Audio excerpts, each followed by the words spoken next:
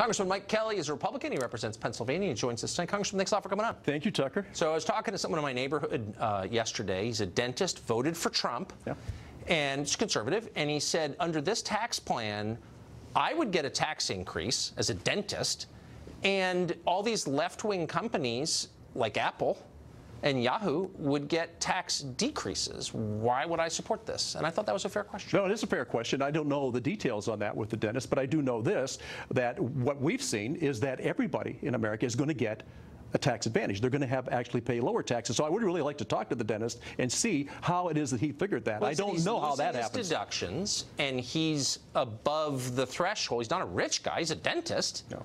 But he's above the threshold where the taxes would increase. I mean, I don't understand that, because all the data that I've looked at, that would not happen. But again, I'm always interested to talk to people. And as you know, what we did today, we had a giant first step today when it comes to tax cuts and job creation. But it's the first step, and we're going to continue to go on. We're going to go with the Senate. The Senate's language will be coming out soon.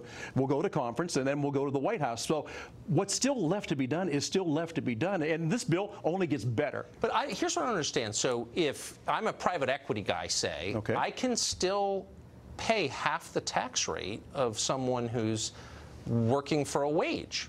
The dentist I talked to, because the carried interest loophole. Why would we be rewarding finance in this? I don't see it quite that way, and all the data, again, that I've looked at, it doesn't match up with some of the things I'm hearing from what people are saying. Now, having said that, people are going to continue to question, and people are going to continue to say this isn't quite matching up, and it's not what I thought it was going to be. And we're continuing to say, you know what, this bill gets better as each day goes on. Well, we will be getting better. So that's what's going to happen. But why? Here's the thing that made me nervous, was reading, and maybe it's not even true, but that the corporate rate cuts are permanent, but the rate cuts for individuals sunset after 10 years. They're not permanent. That suggests to me a weird priority. I mean, corporations are doing pretty great. Well, I don't think it sets a weird priority. And again, we'll see the final version that comes out. But I will tell you this. We have noticed the erosion in our country of corporate jobs, and they're moving overseas. And they're not moving overseas because they don't like America. They're moving overseas because they are overtaxed and overregulated. What we are doing are bringing those jobs back home and preventing jobs from leaving. You and I both know that the key to success is a dynamic and robust economy, an economy that grows. And I think a lot of what we look at today, we're denying the growth opportunity that's going to take place as we go forward. Well, I'm totally and we have to look at that. But then why not say, look, we'll give you a rate cut, Apple, but we have to be assured that you're going to invest that money here, because there's just no mechanism for making them do that, is there? Well, I think the mechanism is, if you have a better environment to work in business-wise, you're going to do it here. I mean, listen, people didn't leave here because they don't like us. They left here because it was such an unfavorable taxing situation. And again, I go back to this.